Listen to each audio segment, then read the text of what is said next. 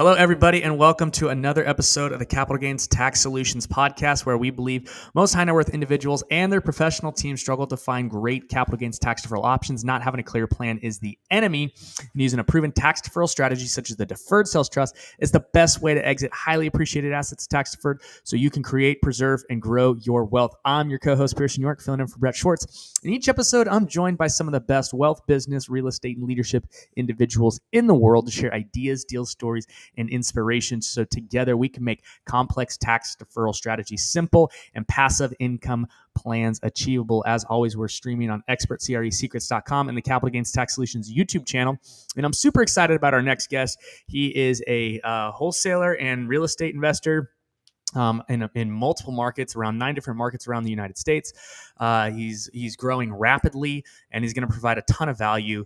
Mike DeHaan. Mike, how you doing, man? Doing good. Yeah, appreciate you having me on.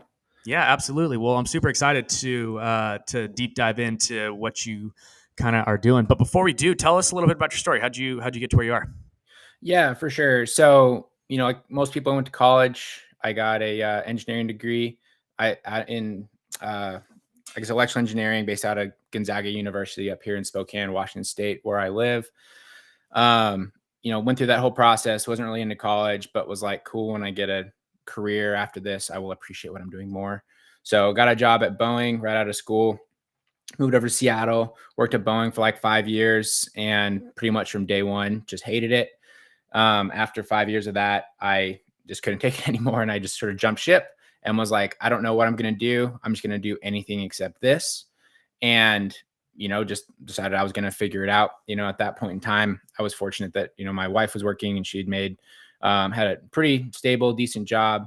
I've been able to bank some decent money through my 401k and just from having that high salary engineering job. So we took the leap and we're just like, cool, we have our monthly budget we got to live off of. And I'm just going to try and figure out how to, make a business or just do something else with my life. So went down that route and started reading about business books, wealth generation, all that sort of stuff. Real estate wasn't even on my sort of radar at that point. I didn't come from a real estate family, didn't have any real estate background, but you read enough business and wealth generation books, obviously real estate comes up a lot. So ultimately I was like, cool, this is something I should probably look at. I decided I was going to start buying rental properties and flipping houses. I completely just liquidated my corporate 401k, paid all the fees and all that sort of stuff to give myself some working capital to start.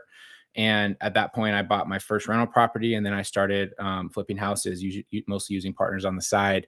And those houses I would, buy off the market. This was 2018, so it was kind of more possible to do that back then, or I would buy REOs.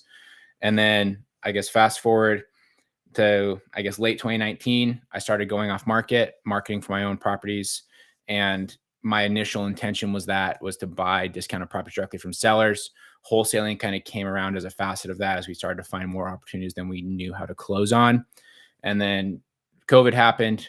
I got laid off from the other job I was working at the time. I was actually working a development job, like web development job, doing more tech-based stuff. Got laid off from that, went full-time into my wholesaling business. And then that was, March of 2020, a bunch of stuff happened in the middle. But as of right now, we have 17 employees and we're operating in 9 different markets.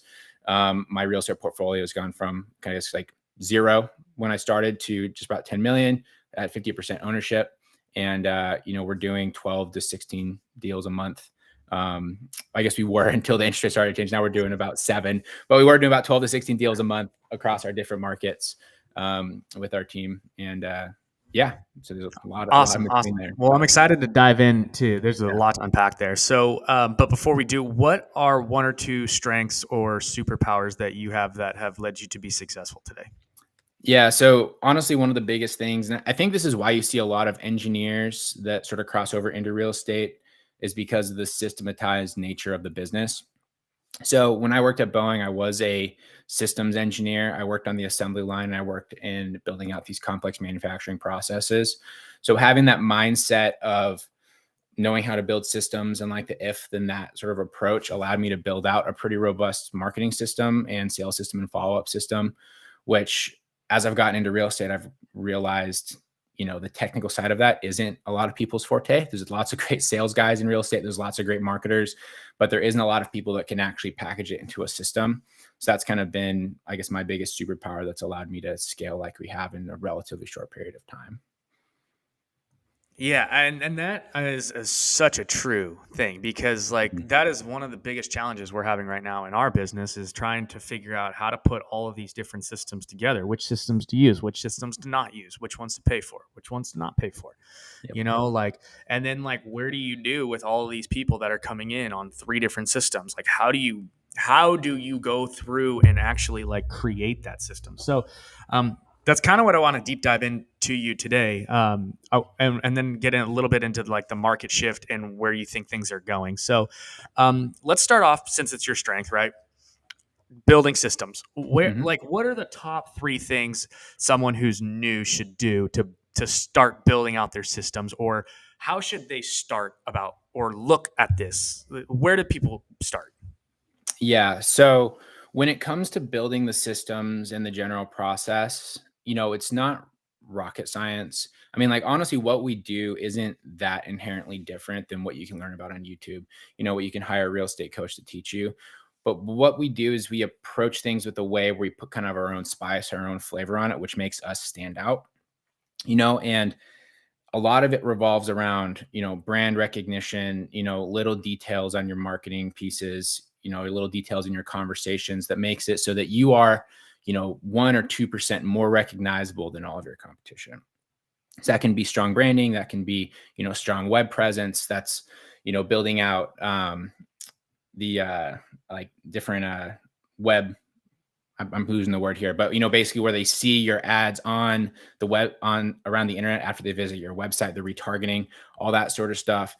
And building out your process kind of with the goal to be omnipresent once someone starts to engage with you. Okay. Because it's a very competitive space. There's a lot of people that you can go and start trying to find off-market properties with very little experience and not a huge amount of capital. So it's very important that you stand out amongst all the noise out there. So when you're approaching it, like, I think the biggest mistake a lot of people make is they say, I want to buy off-market houses, apartment complexes, whatever it is. And they go and they, pull a list. Anybody can pull a list. It just costs a little bit of time, money. They go and they send some mail, they make some cold calls, they send some texts, whatever. They don't get any results in the first like 2 to 3 months. And like, this is bullshit. It doesn't work. So then, what they don't actually build the presence and the brand around it. So if you instead you approach it of like, I'm going to do this for 3 months, but when they get my card, let's just say direct mail, that's what we mostly use. Get my card, they're going to go to my website. After they go to my website, they're going to see us. They're going to see our track record. They're going to see reviews from other people. Okay. And then after they visit our website, they're going to go on their Facebook. They're going to see ads from us. They're going to go and they're going to Google whatever, and they're going to see Google ads from us. And all of a sudden, we are now meeting that typical marketing. I don't know if it's a belief or an actual proven metric that somebody has to be exposed to you 7 times before they're willing to do a transaction or have a conversation. We're getting that within the first day or 2 once they visit our website and once they've engaged with us initially. So having that sort of thought process when you go into it, as opposed to, I'm going to be like a fly-by-night covert operator that's just trying to buy houses. Like, you can do that and you can still get deals, but I promise you, I'm going to get more deals than you, because people are going to know who they're dealing with. And I'm going to have a lot more, brand recognition than you will. So that's the number one thing for anyone that's starting, is lead with that, as opposed to worrying about pulling your data and, trying to, cut every single cent and dollar you can out of your marketing, because it's just not going to be as effective. So basically, what you're saying is you really need to make sure that you're really hitting that brand awareness aspect of the marketing piece, and that's a lot of it's for sellers. So let's flip to the other side, right? Dispositions. How are you disposing of these properties? What are you doing with leads that are coming in? What is the system that you guys use to get rid of these things? Yeah, so it's very similar, right? So most of our deals that we wholesale, we sell to kind of the same buyers, just because the biggest risk as a wholesaler, it's very expensive to get deals signed around. It's a very expensive business to run. And the biggest risk is ending up with buyers who are not able to perform or not being able to sell a property. You can spend, like, our average cost per contract is about $3,000. So, if we're getting 15 deals a month, we're spending $45,000 a month on marketing, right? And it pays off because we have margins. Like, a single deal can pay for that entire month very easily. But what can happen is you start working with new and inexperienced buyers, and all of a sudden you have these deals that you're getting signed around, but people can't perform just because they can't get their own stuff together. They don't know how to get a loan. They don't know how to close, do all that sort of stuff. So what we do is we basically have our key buyers that get almost everything, but every now and then our key buyers that want the deals, they don't have the ability to close, they're out of funds, whatever. So we need to have that strong presence. So we send out, like, we have an email list, we have a texting list, and we send out our deals to every single list, regardless of whether if they're available or not. And sometimes what it'll do is it'll at least like stir conversation, it'll stir engagement, and all of a sudden we're being known as the guys that have deals, right? The dispo guys that have the opportunity for other people to buy. So then when you are sending a email out, or a text out, and it's connected to your company, you now have more credibility because they see you as the company that sends out stuff, multiple times a week, and they want to engage with you. And not only that, but because they missed out on the last deal, they're going to be more competitive with their offers, and they're going to be more willing to try and get stuff done because they don't want to miss out again. So it's kind of the same process, it's just sort of like a little bit different language in your engagement with individuals. Definitely. So some of the pushback that I think a lot of wholesalers might get is, I mean, comping out a property, right? There's like some pretty basic, like, fundamental things that you can do to comp out a property, but then, like, there's some things that some wholesalers do that investors don't agree with, or the investor doesn't agree with how the wholesaler does it, or vice versa, right? Like, there's some issues with how people view the deal. How do you overcome that as a wholesaler? Like, what is there, like, a certain criteria that you use that's like a golden formula that works every time, or what's the play there? Yeah, so it is really challenging, and because everyone has different buying criteria as well. Some people are okay with value add opportunities. Some people only want to do, carpet and paint. Some people are willing to subdivide land. Some people, they don't want to touch anything that's outside of a normal size lot. Like, so it kind of comes down to this is where going with like that brand first with your buyers helps, because as you engage with people and you build out that buyers list, you instead can approach many deals as who would be interested in this and what are they looking for, as opposed to how do I make this deal appeal to the most common denominator. Because then what you can do is, instead of having to, get things at incredibly massive discounts, which has gotten more and more difficult over the last couple of years, you can instead say, hey, I know that I have, this seller that wants a property that fits these specifications. This is kind of the price discount that he's looking for. And I know this because I've talked to him. And you can instead try and go and get that deal with that in mind. When it comes to the general, like general population deals, like sort of standard houses, I mean, we don't do anything too crazy. We basically will do a multiplier off of the after repair value based off of the size of the deal and the margins. So, if it's over $500,000, we'll do like 80% of the after repair value minus repairs. That'll be our offer. And then if it's less than that, we usually do 75%. And then in some of our markets, we're in like really, really low price areas like Dayton, Ohio, where properties are like 50 grand. With those, we'll usually do 60% off of after repair value minus repairs. And, those are kind of like general houses, but I think the problem a lot of people have, especially when they're starting to wholesale, is they try to get prices that appeal to everyone. When, I mean, you have a customer, like your customer in this is the end buyer. And if you know what they want, you can build your product around them, on each individual basis. And it's a lot more work analyzing the deals, especially when you have a lot of lead flow. But that's also one of the big reasons we're able to do a lot of deals, is because, we know what our people want and we just get things with that in mind instead. So. Yeah, and that makes a lot of sense. So instead of basically trying to appeal to the general masses, understand what your few key buyers are looking for, and then go after deals that they want.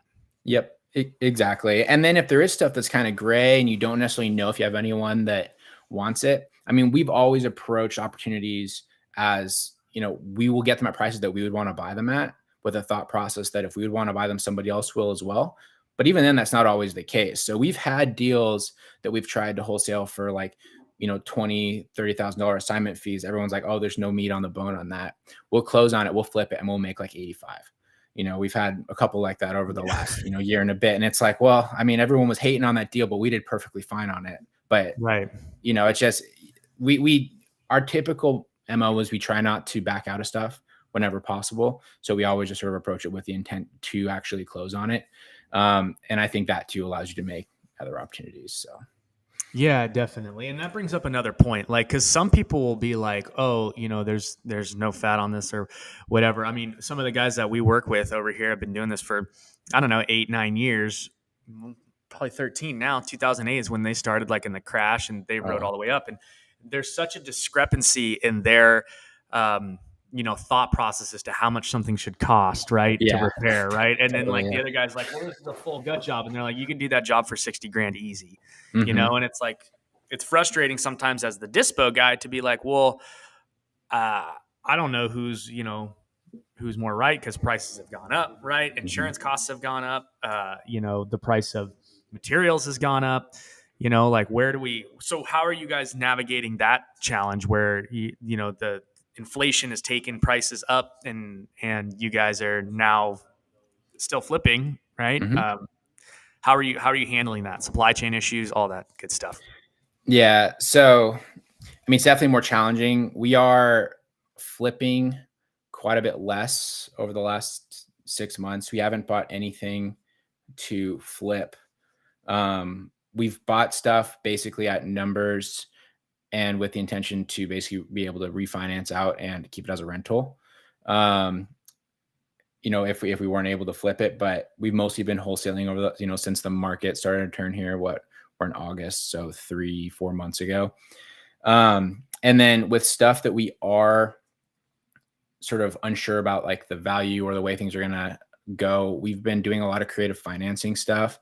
So, seller carries, seller wraps. We've done a handful of novation agreements, if you guys are familiar with that, which is basically where we partner with the homeowner to flip the house. Yep. And what that'll do is it'll greatly limit our risk exposure, because we don't actually have to get a loan and take title. We basically, get a POA over the person, and then we put a lien on the property for our profit and our cost to fix it up. So that way, if they, it doesn't sell, we basically are secured by the asset over the long term. We've been doing some subject twos with older sellers that, refinance over the past couple of years and have like 3.5% to 4% rates. And, instead of us having to do 7.5%, we'll buy it subject to and then just give them like a solid down payment. And then, that way they can get as much equity out as they're going to be able to get. We don't have to put in as much on the money side of it, the finance side. So it's approaching things away from just like a cash offer sort of circumstance. Yeah. And that's been huge for us. Yeah, definitely. So when you guys have scaled pretty good, what, and we talked about, implementing the systems. Obviously that's a huge part of it. Yeah. So what are and we talked about the brand awareness being a big part of it as well. With things kind of going in the wrong direction, I'll say, right, from a marketing standpoint. Where are you guys with your scalability? Because you mentioned you were in 9 markets, and then you kind of said Boise took a dump. It did, right? yep. So, what are you guys doing to combat that right now? Yeah. So one of the biggest things that we've done, and we started doing this when we scaled anyway, to reduce that downside, because like I said, it is such an expensive business to run, and the typical time for your money to come back to you is like 90-ish days. If you look at how long it takes for the marketing to go through, you to have the good conversations, the transaction to go through, you help people move, do all that sort of stuff, take about 75 to 90 days. So as we scale in these different markets, we primarily started working with key partners in those markets that basically were our primary buyers and our local experts. So what that would do is it gives us a much more easy solution on the exit, as opposed to us having to build out a brand presence and, establish like a full dispositions process and all that sort of stuff there. We have a key person that we work with in these places that we're almost like marketing for them. Right. So we know what they're at. And it goes back to what I was talking about before. We have like our buyers buy box. We just target those things, and it allows us to, sure, we give up on some of the upside of the deal because we split it with them, but it's reducing our risk because we know we're going to be able to get stuff closed because they are tied into our system with us. So that's been one of the biggest things. But obviously with stuff like Boise going sideways, I mean, there's some markets right now that just exploded so much. I mean, Boise, that market's insane. Like we were putting in cash offers down there for like 2.5 times what a house sold for on the market in like 2019. Like there'd be a house that Wow. sold for 180 grand, and we'd be putting a cash offer on it for like 500 grand. Because the thing's going to be worth when it's fixed up 650, but it's like a Vinyl Village, 3-bed, 2-bath rancher. But that's Yeah. just how it is. And so what happened as the market turned, all those people are like, well, where am I going to go? Like, I can't afford to buy anything else here. I don't want to overpay for these properties. I just want too much money for my property. It's like, well, I don't know. Like it just sort of stopped dead. Most of our other markets have been fine though. It was mainly just that one that went well. Some of our stuff in the South has been good. We were actually doing some stuff in Orange County, and that's been going great. Of all places, surprisingly, that was the one that I really expected to go sideways, but that's actually been better than our Idaho and our Colorado markets. So it's just interesting. Yeah, absolutely. So what markets are you in? Yeah, so Spokane and North Idaho are our home markets. This is where I own most of my rentals as well. We are in outskirts of Chicago. So like there's a bunch of different towns about an hour away from Chicago city center that we market to. We do Dayton, Ohio. We're doing Augusta, Maine. We are doing, where else are we at? Colorado Springs, Boise, Idaho, Orange County, Ocean Shores, Southern California. And is that all of them? I missed one. Oh, San Antonio, Texas. Gotcha. I think that's all of them. Yeah. So kind of all over the place. Gotcha. Okay. And how do you guys enter a new market? So originally the way we were looking at it was kind of like how most people would. So, you look at the growth in the area, you look at the price to rental ratio, you look at the investor presence, and we would go through and just, kind of analyze that with our own basic metrics. Honestly, it was kind of like a wag a lot of the time, right? And what we would basically just commit to marketing somewhere for a few months. If it didn't work, we would pull it somewhere else. That's how we originally started scaling outside. And then as the market started to get weird, because we've added several of these markets over the last couple of months as the market started to get funny, and it just came down to finding those key people. And so just going different networking events. I'm very involved in the real estate investment community nationwide. I'm in a bunch of different mastermind groups. We'd find people that were super strong buyers, wanted to work with us, and that would sort of dictate where we would go. That doesn't necessarily mean that we would go with everyone that was like that, because we have a lot of people that were in super competitive markets where I'm like, I don't really know if we can find opportunities there. Like Austin, Texas, like that's going to be a difficult one right now, because despite what's going on, there's still so much money and so many people moving there. I'm not confident in us being able to get really good deals. But yeah, I mean, if there's a strong buyer there that wants to work with us, like we'll definitely give it a look. So really, you guys start with the buyer, and then you go and do the marketing for the buyer. So you're almost acting as a real estate agent company, just nationwide, and technically just wholesaling the deals. Kind of, yeah. Because we market for them all directly off market. We're doing all the negotiations. We're doing a lot of the basic due diligence and that sort of stuff. And then they're almost more like the agent. In fact, a lot of them are agents because they have their list of buyers on that side. We're basically just supplying the inventory. Okay. So a lot of these people that are your boots on the ground are really agents.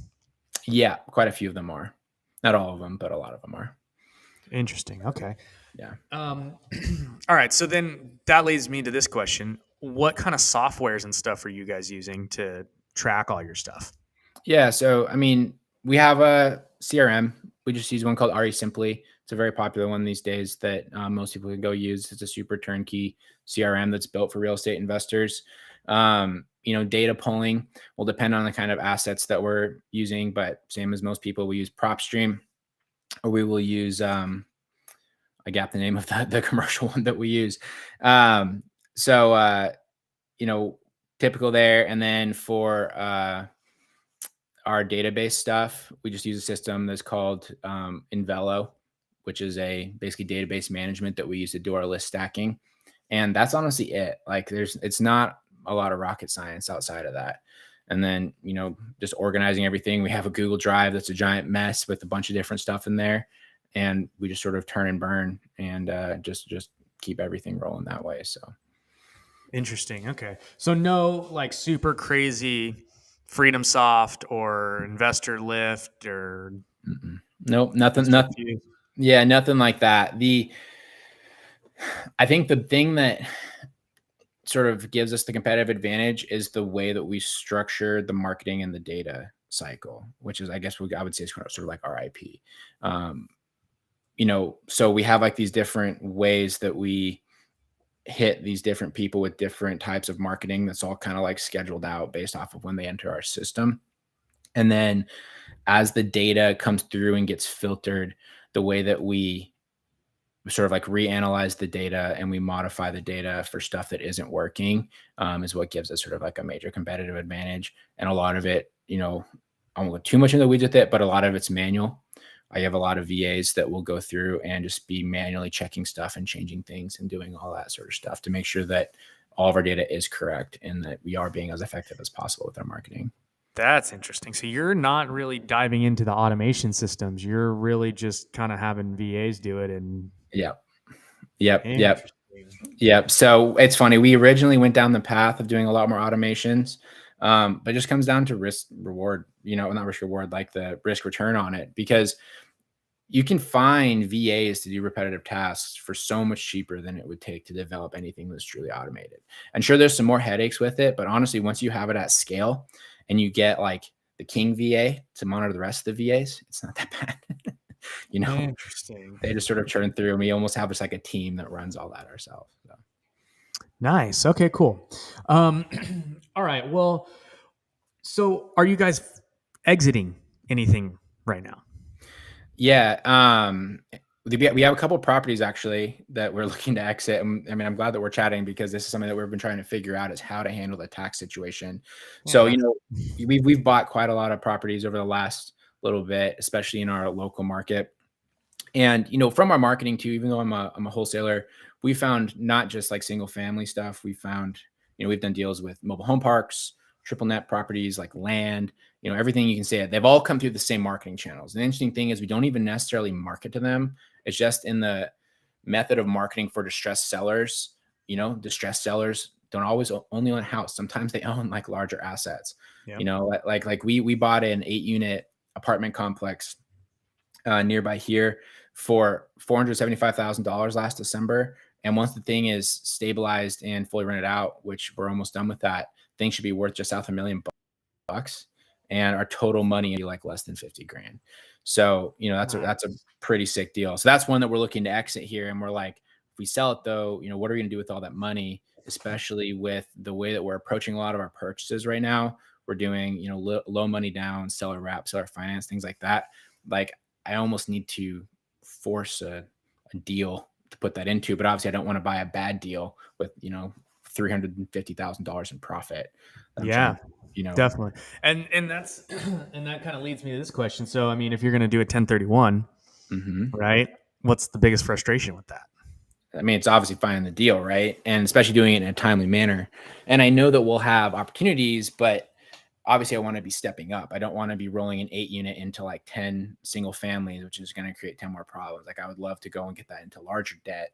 So, we've looked at things like syndications and, DSTs, all that sort of stuff. But if we could roll it into a much larger asset, that would obviously be ideal. So we can get more long-term debt that's at a decent rate. So, I mean, not decent right now, but could be a decent rate sometime again, hopefully in the future. Yeah, no. Yeah. And that's the ticket, right? And that's, and that's really what the value proposition is, that we can provide is, you mentioned DST. I'm going to go out on a limb here and assume that you were referring to a Delaware statutory trust. That was what I was referring to. Yeah. Cool. So we have a DST as well. But this one is called a Deferred Sales Trust. But the difference is Delaware is basically a 1031 into a REIT. And so you got to roll all of everything over into just basically a big 1031, REIT company, which is cool. You get turnkey, properties, Class A properties. However, you're illiquid, you're stuck in the deal, and you have no control. You get your pref, but they are expensive. And it's a good way to solve a mortgage over basis, which you guys don't have that problem. It doesn't sound like. Yeah. So. But for a lot of people, right there's a lot of drawbacks to the DSTs, the Delaware Statutory Trusts. And the same thing you mentioned with the 1031s, right? Like 10 are essentially, they're great if you could find that up leg right away. But, if you got 45 days to identify and 180 days to close in a market that's, unstabilized, you do not want to be a motivated buyer in an unstabilized market. Yeah, absolutely. And so, but what's really cool about the Deferred Sales Trust is that it's like-kind agnostic. So you don't have to go into real estate right away. You have the option to, but you don't have to. You can sell a commercial building and you can go into a business, crypto, some stocks and bonds if you want. If you find a good real estate deal, you can go into real estate when you want. So there are so many different ways to skin that cat. There's no time constraints. So you don't have this 45-day window where you're trying to cram in and find a deal. So we had a gentleman in 2006. Imagine this. He had a $20 million commercial property across from the Minnesota Vikings Stadium. And he had done multiple 1031s and finally got to the point where he was like, look, I don't want a 1031. I see the writing on the wall. I think the market's going to be going down here soon, but I want to liquidate. I want to get out. I want to pay off my debt. And I want to just kind of chill. Like, I don't like where this is going. So he ends up doing a deferred sales trust with us. Saves about $3 million in tax, pays off all of his debt, puts all of the proceeds into a super conservative mixture of bonds and mutual funds. He earned about 4%, but he was earning 4% on that $3 million that he saved as well. 2012, he gets a call from the bank, and they're like, hey, that property you sold back in 06? He's like, oh, yeah, that one to the 1031 buyer who way overpaid for it. They're like, yeah, we're foreclosing on them. We want to know if you want to buy it back. He's like, well, how much is it? And they're like, it's about 40% off what you sold it for. He's like, yeah, give me 3 days. So he turns around and he partners with his trust, and he goes and he buys the property back. And on top of that, he got a brand new depreciation schedule. Nice. So that doesn't happen every day. But he was set up for success, right? And because he didn't have the time constraints, he didn't have the like-kind constraints, he had control over the timing. He had control over the assets and when he was going to go in and when he was not. And so, he's a billionaire now, but it just goes to show you that when you're set up, right, you can exit like the billionaires, right? If you do the things that they do. So that's the quick deferred sales trust story. And if you guys are interested in learning more about that, you can go to capitalgainstaxsolutions.com. We have a mastermind every Friday at 10 a.m. Pacific, 1 p.m. Eastern. So, Mike, I'll definitely invite you to that so you can come and learn and check it out. Bring your CPAs, bring your financial advisors, bring your attorneys, estate planners, bring your wives, all that good stuff, right? Phenomenal place to just learn and grow. So that could be an absolute home run for you guys, especially if you're looking to liquidate more assets in the future, right? And get liquid and diversified and wait, there's a lot of really cool things you can do with it. Yeah, I'll definitely have to connect with you because looking at, I have a handful of properties I bought 2018, 19, 20 that have grown a huge amount. And I realistically have probably 1.5 million in profit that I'm going to be sort of looking to liquidate here over the next 3 to 6 months. So I should talk to you about that. Yeah, no, absolutely. Depending upon where they are, right? You're looking at 20 to 50% if you're in California. So if any of those are in Orange County. Yeah, no, unfortunately they aren't. They're all in Washington State where we have we don't have state income tax here. So that's the one area that we do pretty well. But that's huge. Yeah, that's big time. Where it really starts to make a lot of sense is when you're at $1 million net proceeds going into the trust and $1 million gain. You pass that, no matter what market you're in, it makes sense to do a deferred sales trust because you're going to earn a preferred rate of return on the money. And so, it's that's the ticket, right? You while you're waiting, you're earning on that tax that you would have paid. That guy earned 4.5% on $3 million. Otherwise, it's gone to the government, and he didn't have to set himself up for failure. So Yeah. it's a phenomenal solution, phenomenal tool. Sweet. About that. So, all right. Well, Mike, we're definitely coming up on our time here. I know you're a busy guy. So let me get you into the lightning round really quick, and then Yeah. we'll plug your podcast and we'll go from there. Cool. All right. So lightning round. What is your favorite leadership quote? Oh man, true leadership quote. I don't know if this qualifies as a leadership quote. It kind of does, but I love that you're the quote. You're the sum of the 5 people you spend the most time with. That's a big thing that I've sort of taken to heart especially as I started to get into entrepreneurship. And I would have like all of my corporate friends that I weren't exactly escalating my entrepreneurship goals. So making sure and being intentional to join groups and engage with people that were like-minded was huge. And so that's the big thing that I always recommend to people who are sort of looking to go on a similar path. Awesome. What is your favorite book? 4-Hour Workweek. That was the book that I would say changed my life. I was really unhappy when I was at Boeing, and I was actually on vacation, and I read the 4-Hour Workweek. And it's funny, I was in Hawaii with my now business partner, and I was reading this book, and I was telling him, I was like, bro, like we don't need to work these jobs. Like we can, like you need to read this. We can go and do something different. And I quit my job 3 months after that. So I got to read it. yeah, I have not read that one yet. I've only heard good things about it. Yeah, it's good, and it's one of those things that if you're versed in business and passive income and outsourcing different parts of your business or stuff, it's pretty simplistic. But when you're completely new to that, it was like world shaping for me. Yeah, definitely. Okay. What are you most curious about right now? Yeah. I mean, what I'm most curious about is just like our current situation with finances and like the world economic situation. And I mean, especially because I don't think the real estate market's going to crash, because I feel like individuals have figured out how to game the system, and the government has, set it up so that you can buy houses kind of regardless of the price. Right. So I've been thinking about this a lot recently. They've already have the FHA loans that you can use to buy a house for 3.5% down, or sometimes, a VA loan for 0% down. Yeah. Sure, the associated cost with that, when the interest rates go up, that makes it less affordable, right?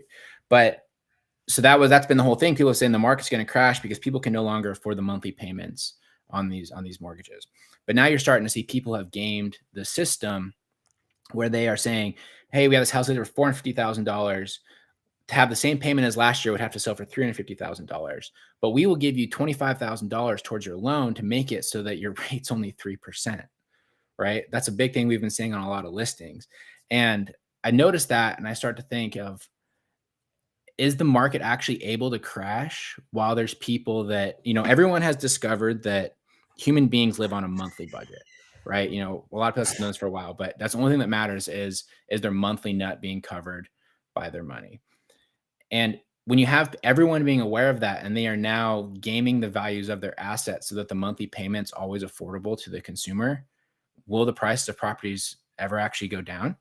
And also, will the government allow it to go down? Because they can even do their own things to make that monthly payment also stay lower, doing 40-year mortgages, 50-year mortgages, things like that. So I'm just extremely fascinated and curious about what's going to happen there, especially because I feel like there's a lot of people that are determined to make sure that 2008 doesn't happen, even if it's not sort of like a by the books way, with their own creative, motivations. So yeah, that is an interesting facet, because on the one hand, you have all these like people who kind of, I think it's millennial investors who are like just like itching for a 2008 to happen, because they feel like they missed out, and they're like not able to, they weren't able to capitalize really on that time, right? Or they missed it. And so they're like, oh, like I really want the market to be down so we could have this like fat buying opportunity. Every headline on YouTube is the market's crashing. It's the biggest crash ever. I don't know. I mean, I think prices will dip a little bit, maybe another like 5 to 10%, but I think they'll normalize and they'll stabilize. I mean, we were in such a crazy, stupid market. It was unbelievable. Totally. You know, you were paying 2.5%, 2.5 times over the value of a home, man, and it was going so quick. Like, Mm-hmm. you know, it's asinine, like to think like that. I mean, I have a listing right now where it's $578,000 for an 800 square foot condo in Irvine. That's Yeah. like dated from like 1985. Yeah. And like, it's dropped from 599, and I'm like, selling it. Look, like, this is crazy. Like, I bought a 3,600 square foot house, brand new build in Vegas for 500,000. Mm-hmm. Like, Yeah. like prices are just bananas. So Yeah. I Yeah. do think they need to stabilize a little bit, and I do think that they will kind of calm down. What happens with, I don't know, the currency in China and all that kind of stuff, that's a whole nother aspect. So who It knows, is. right? Yeah. Right. And and that sort of stuff, it's funny. People always talk sort of doom and gloom about the currency going down and all those sort of things. But I mean, I don't know, lots of other countries, they do okay with not being like the number one. Like, it's not ideal for sure, but it's also just part of history, unfortunately. And I think the biggest thing anyone can do right now is to position themselves to, be wealthy enough that it doesn't entirely affect you. The worst thing you can do, honestly, is be middle class. And that's the unfortunate truth right now. Yeah, definitely cool. All right. Well, Mike, thanks so much for coming, man, and thanks for your time. And Yeah. thanks again, everybody, for listening to another episode of Capital Gains Tax Solutions podcast, where we believe most high net worth individuals and their professional teams struggle to find great capital gains tax deferral options. Not having a clear plan is the enemy. Using a proven tax deferral strategy such as the Deferred Sales Trust, best way to exit your $1.5 million profit tax deferred, so you create, preserve, and grow your wealth. Rate, review, subscribe, share, like, comment, post, repost, all that good stuff on our interwebs deals. Yeah, right. Cool. Get us out there, guys. So thanks again, everybody, and we'll see you again. Mike, thanks again, man. Really appreciated the talk. Cool. Yeah.